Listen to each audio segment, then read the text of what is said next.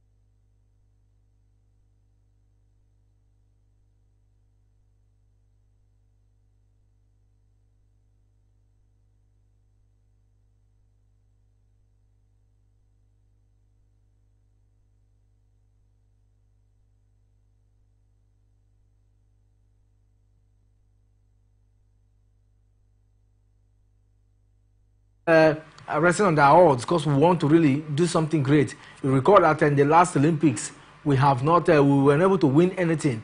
But in the Paralympics, we could just be that podium where we get to lift Nigeria's name to another level. Let's talk about para table tennis, where Eso Ogunkule and Kayode Alabi yesterday delivered outstanding performances to upset the top seeds in the men's class 4 and 6 categories. The remarkable feat saw the Deuce securing their spot in the quarterfinals of the table tennis event at the Paris 2024 Paralympic Games. Ogunkule, a quarterfinalist at Tokyo 2020 Games, faced world number 3 Abdullahi Oldox from Turkey, despite losing the first game 6-11. Ogunkule staged a remarkable comeback to win the next 3 games 11-6, 11-7, and 12-10, advancing to the men's class 4 quarterfinals. Alabi, who has struggled in the mixed and doubles event, found his form with a 3-1 victory over world number 3 Bobby Simeon from Croatia, 16-18, 11-7, 5-11, and 9-11, and his place in the men's class 6 quarterfinals. Earlier yesterday, Bolawa Akingbemisilu put up a spirited effort in the men's class 5 category, but was narrowly defeated at 3-2 in that particular one, 11-7, 7-11, 11-8, 9-11 by Brazil's Lucas Arabian. National coach Nasiru Sule did express his delight at Ogunkule and Alabi's victory, calling them a moral booster for the team. Congratulations to them. You recall earlier that they had a challenge. I mean, they've been getting the win so far, but with this win now, that will also reignite the spirit of the team, to do well when it comes to table tennis events. So let's keep our finger crossed and see how far it goes. Moving on, still bringing you some tidbits from the Paralympics ongoing there in Paris. British archer Jodie Greenham, who is 7 months pregnant, has launched herself into the record book, She's the first pregnant Paralympian on the podium after beating her compatriot Phoebe in a fantastic fashion. So that yesterday, and she said that when she was playing that particular one, that the baby in her womb was, kicking, and so she had to tell the baby, "Don't kick. Mommy is at the verge of a record-breaking session. Don't kick." That was interesting, if you ask me. The record breaker herself was very proud of her achievement and her accomplishment, becoming the first Paralympian to win, the first pregnant Paralympian to win a medal at the Paralympics. A lot of records being shattered. That's the beauty of global events like this. We're not done and dusted with the Paralympics. As I'm speaking right now, the Chinese, they are not doing badly at all, because they are really holding strongly when it comes to activities of the Paralympics. And of course, the Republic of China, they are currently topping the Paralympics. You recall also that at the just concluded everybody's the Olympic, the Summer Olympic, we saw China and the United States of America contending highly, going toe-to-toe in the gold medal, until the US had to buckle it up, by winning other medals that, outclassed them in that particular one. But this time, China is saying, no, we won't give it a chance to the US. They are really coasting home. They've won close at about 80-something medals so far as of yesterday, and a lot of gold medals, silver and bronze. And then Great Britain also not sleeping on the bike. This time around, they are coming in full force. They want to take over, and hold on strongly. So yesterday won like 7 medals, in different categories. So Great Britain second, and we have the United States of America that are not also going to sleep. They still have like 4 days to see if they can also win the Paralympics, just the way they did in the Olympics earlier. So let's see. The battle continues. But for Team Africa, we have Tunisia doing so well. 4 medals so far, 2 gold, 2 silver. They have won so far for Team Africa. Tunisia standing strong in that particular one. We also have South Africa. Also, they have also won medal. We also have Morocco. I mean, the North Africans are not sleeping on their heart at all. They are doing so well, and they have won medal. Another team that have won medal is Namibia. Namibia have also written their name on the medal table. They have won medal, and of course, we hope that the likes of Kenya and others. Nigeria have also won medals. So South Africa strongly pulling that stone. We expect them to win more medals as time progresses. But these are some of the countries that have won medal for Team Africa and for Team Nigeria. It is a beautiful moment getting to see Bolaji and Yola Miriam getting her hand on that para badminton bronze medal. Let's go on a short break. When we come back, we'll talk more of other sports here on Atlantic Television Network. I did mention that it's a birthday edition, and I tell you, it is a Mazalene show this morning, and a beautiful way to bring you all the electrifying, juicy, and mind-blowing stories from the world of sports here on Atlantic Television Network. Don't go anywhere.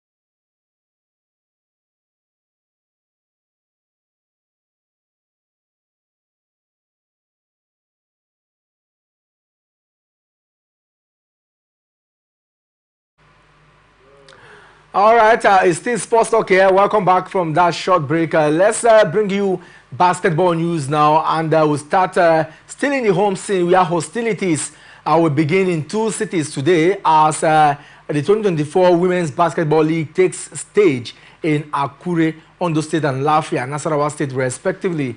At the indoor sports hall of the Akure Township Stadium is the venue of the Atlantic Conference, which has 8 teams competing for honors. They are First Bank, Delta Force, Mountain of Fires and Miracle, First Deep Waters, Dolphins, IGP Queens, Bayelsa Wales, and Sunshine Angels. According to the fixture released by the Nigerian Basketball Federation, First Bank and Delta Queens will meet in the first match of the center, just as the defending champions, the Mountain of Fires and Miracle, will tangle with First Deep Waters. Also today in Akure, Dolphins will confront IGP Queens, while Bayelsa Wales will engage Sunshine Angels. In the Salvana Conference, City Hall, Shadam, Lafia is the venue for the 8 other teams battling for final slot. Today, Air Warriors will vie for honors against Titans. Nigeria Custom will face Royal Aces, and the Kada Angels will clash with Plateau Rock, just as the Nasarawa Babes will tangle with Nigeria Army in the final match of the day. The first and second phase is expected to start 22nd of September and will be competed for in a round-robin format, in which 4 teams from each of the 2 conferences will book a ticket for the final in Lagos, with 8 teams fighting for this year's title. The group managing director of the sponsors or the partners, Adora Omeoji, has charged all the participants of this year's competition to embrace the spirit of friendliness and fair play. Also, President of the Nigerian Basketball Federation, Engineer Musa Kida, only a few days ago assured that all was set for the competition. Let's see how the girls will go about this particular one. But still talking about basketball news now, and this is not this is not palatable at all, as players of the Nigerian under-18 boys basketball team have been denied visas to this year's FIBA under-18 Afro Basket by the South African Consulate at the Federal Capital Territory in Abuja. This decision has jeopardized Nigeria's trip to the biannual tournament starting in South Africa today, with Nigeria bid to take on Egypt in Pretoria later in the day. The players who trained and camped in Abuja on return from Abidjan are in total shock, tears, and in pain as the world that dreams of being at the FIBA World Championship are failed on account of the South Africans denying them entry. The vice chairman of the Youth Development Committee of the Nigerian Basketball Federation, Ugo Udeizu, who is already in Pretoria with the first team, was shocked when he was alerted on the development. He said the development as a total sabotage and not a very good one at all. I hope that there will be an understanding, because I've never seen or heard where a country preparing for basketball event and then another will, because of issues, internal issues, stop giving that visa to them. And I asked the big question: what were the plans before now? Getting visa should have been done before now. The players that you're going with. I don't know why we keep engaging ourselves in issues like this, but in the coming days, we're going to hear clearly. A formal statement hopefully will emanate from the camp of the Nigerian Basketball Federation, reacting to this particular one. And also, we're going to hear more reasons why the visa were not given to the basketball players in the coming days. But let's move away from that now and let's talk some Formula One. McLaren are to consider imposing team orders in favor of Lando Norris in an attempt to beat Max Verstappen to the Formula One Drivers' World Championship. Now, the team will discuss the matter internally as teammate Oscar Piastri finished in 2nd place in the Grand Prix ahead of the Britain. But both were beaten by Ferrari's Charles Leclerc, despite starting with a front row lockout. Max Verstappen said that at the moment, both championships are not realistic for him after his Red Bull finished in an uncompetitive 6th place. The Dutchman's lead has been cut by Norris to 62 points with 8 races to go and a maximum of 232 points available. This means Norris has to reduce the Verstappen lead by an average of 7.75 points.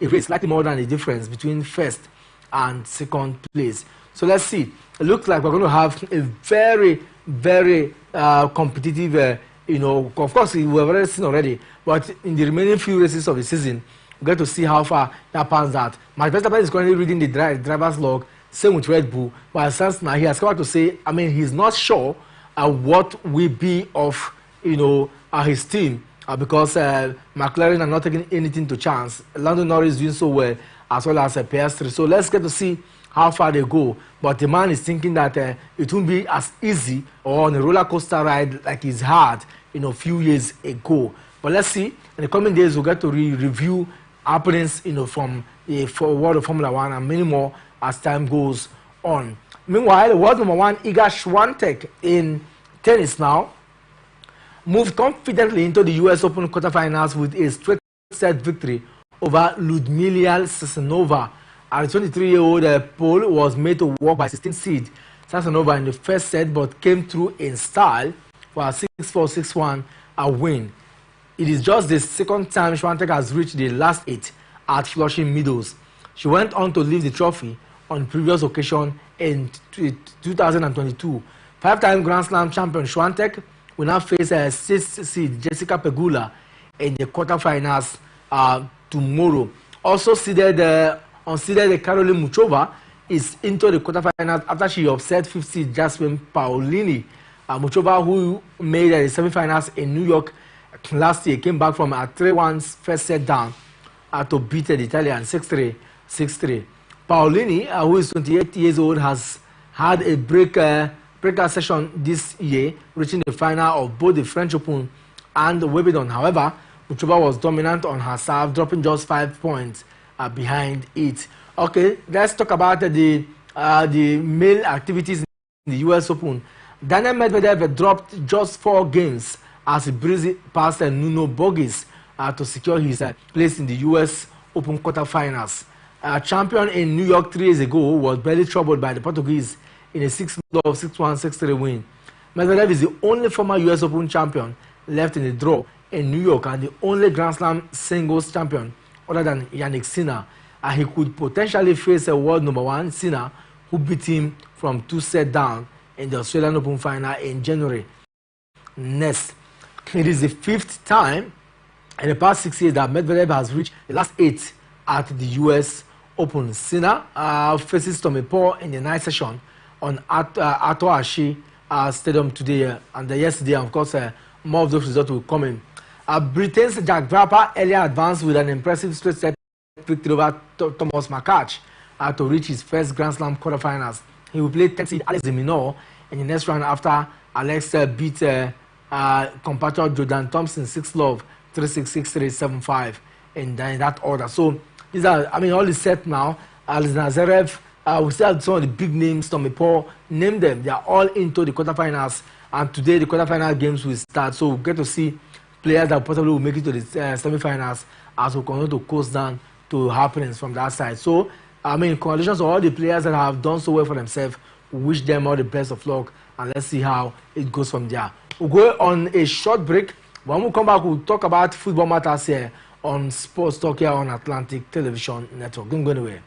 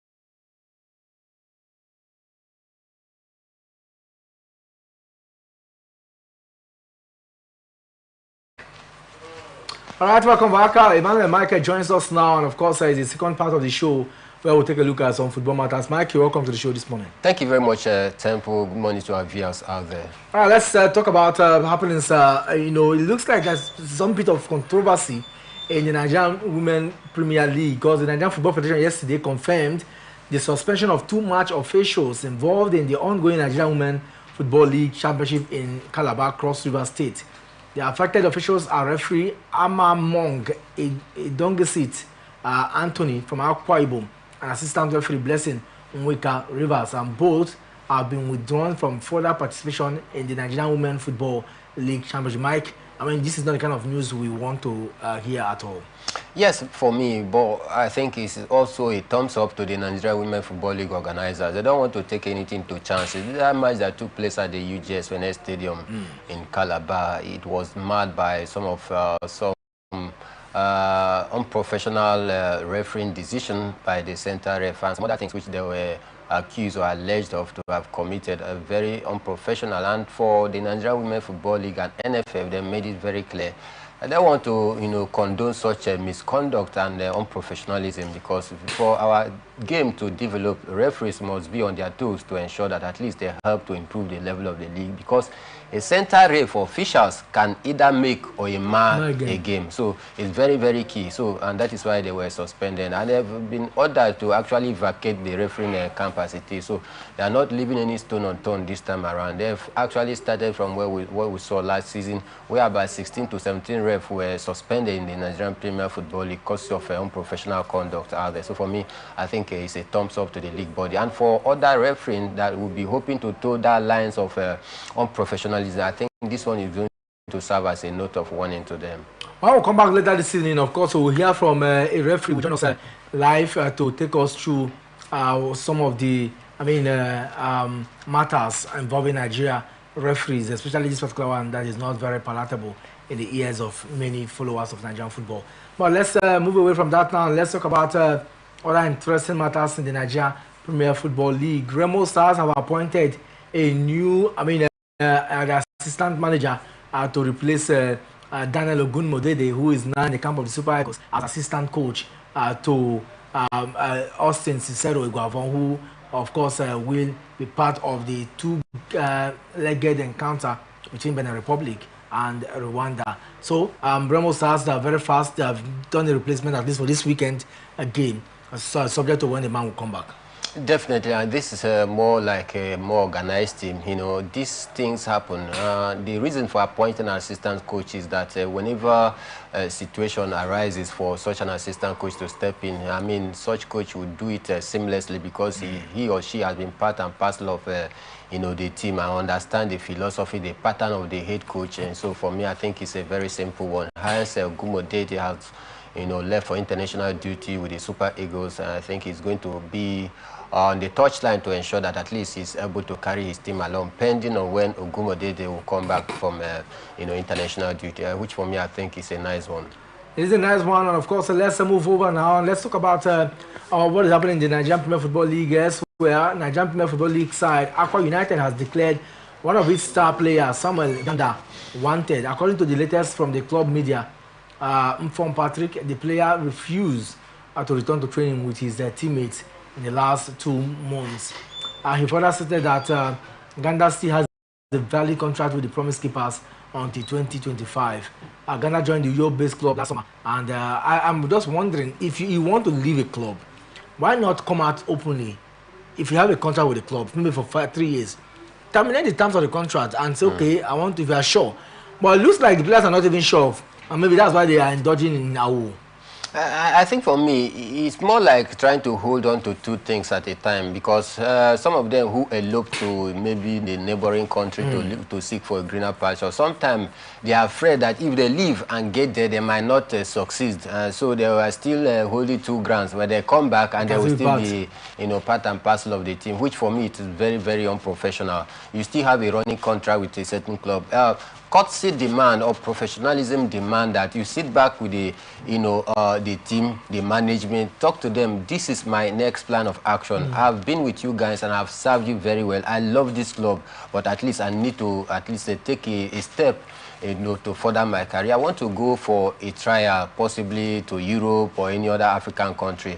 And for me, I just plead to take, to terminate this contract for the mutual benefit of both of us. And the management, they will agree because we've served the team, meritoriously over the years. I mean, there's no team that wouldn't want their team to leave and their player to leave for Europe, because doing so, it would be an open door for them to even, make gain. Because if any European club come to buy you, they are going to pay in dollars. True. And this is how some of the clubs get to, get profit, get to make themselves free. So it's very simple. There's no need of, living incognito without informing the, official, and make it look as though they are worried, because the police might come after them to demand for such player, and they will be right. So it is against the rule of law. And presently, he is in the care of the team. Whatever happens to the player, the team must be held responsible. So for me, I think it's very unprofessional for some of our players out there.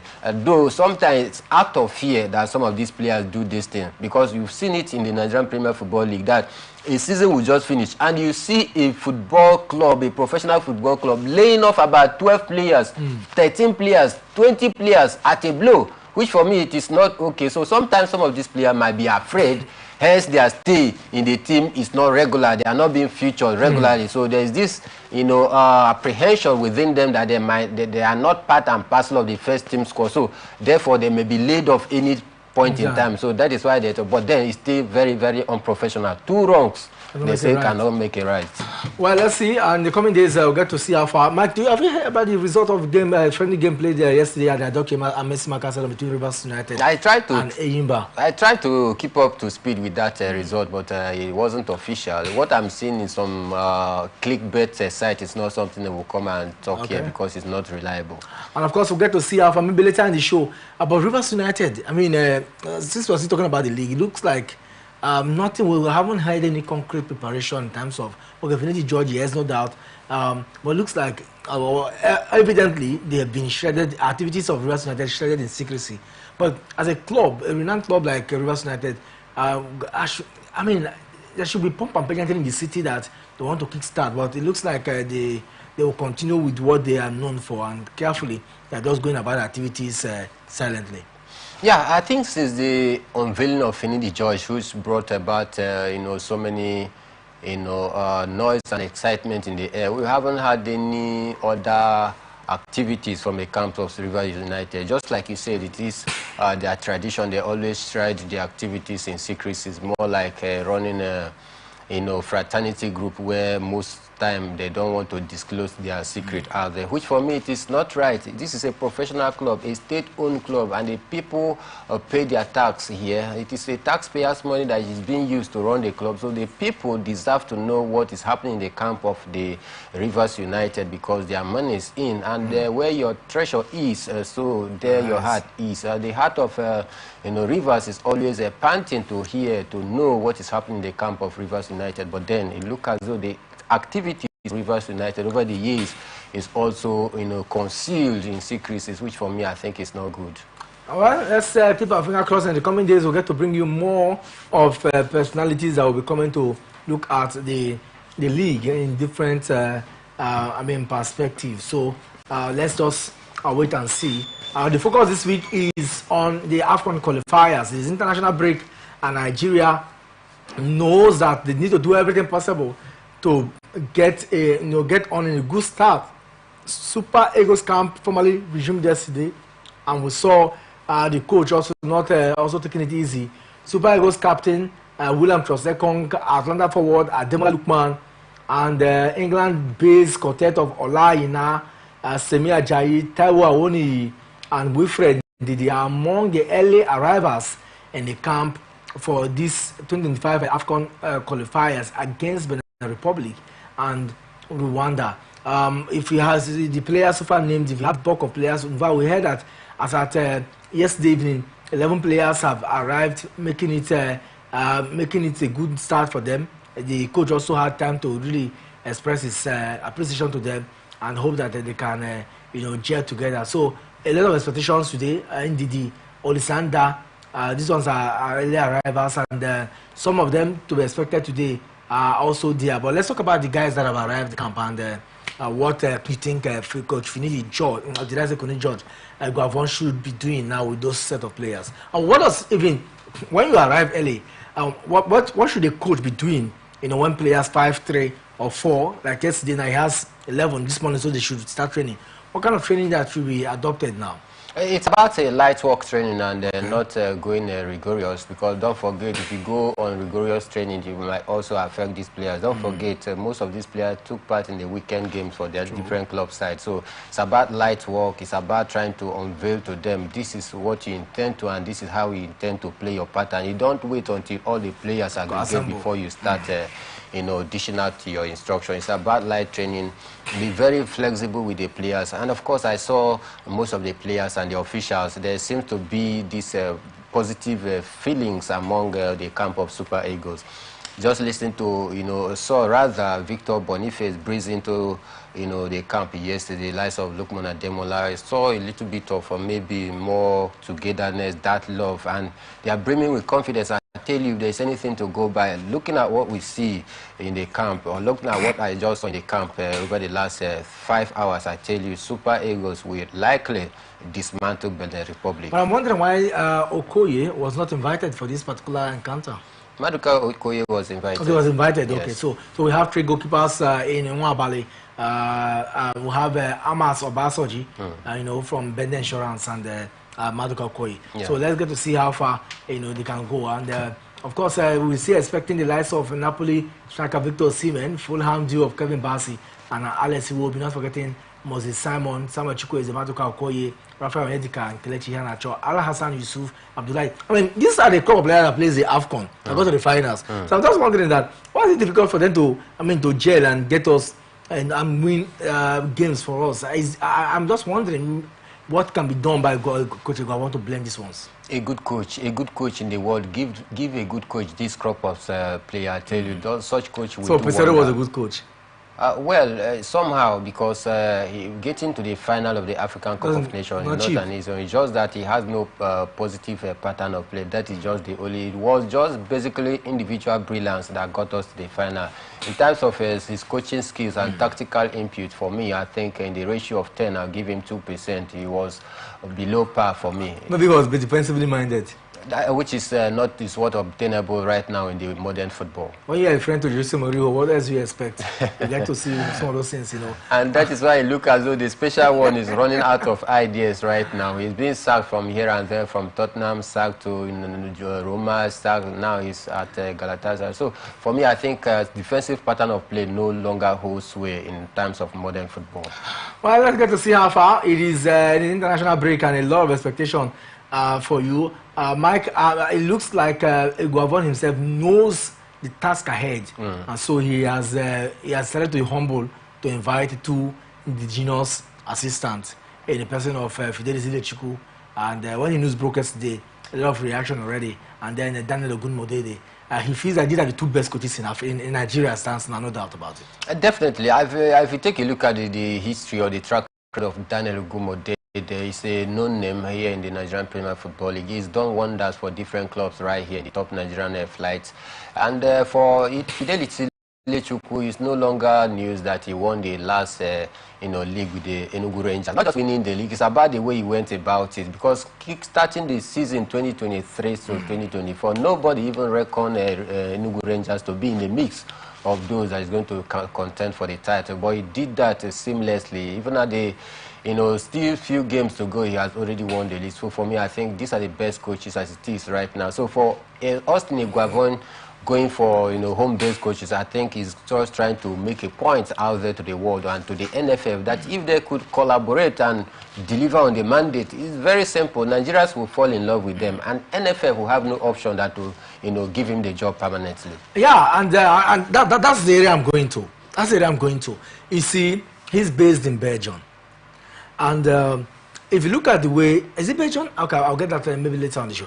But if you look at the way he has gone about, we saw Guavon played one of the best football in the 2021 African AFCON when we lost and we were supposed to qualify for the World Cup again. We lost, and that was when the pain of Nigerians said we don't want to have anything doing with Guavon again in the national team, But we saw the way the Super Eagles played. Yeah, they defeated Egypt But we had 9 points in the group and qualified seamlessly without any iota of fear. And then until we got to the round of 16, or the quarterfinals when we were at class by Tunisia because of that long goal. But you look at the blend, and another person will be asking, will be bothered. Iguavon is a technical manager. We have Fidelis Idechukwu, another technical manager. We have Remo Stars Gunmododi, another technical manager. Why not go for other coaches who should have helped you in different areas? Why go for outdoor coaches who are known as technical managers in the different clubs? So I'm just thinking why that technicality instead of getting, you have different areas of coaching where you could have get them. This one would be for this, this one would be for this. But he went for full-fledged coaches that are also technically minded like him.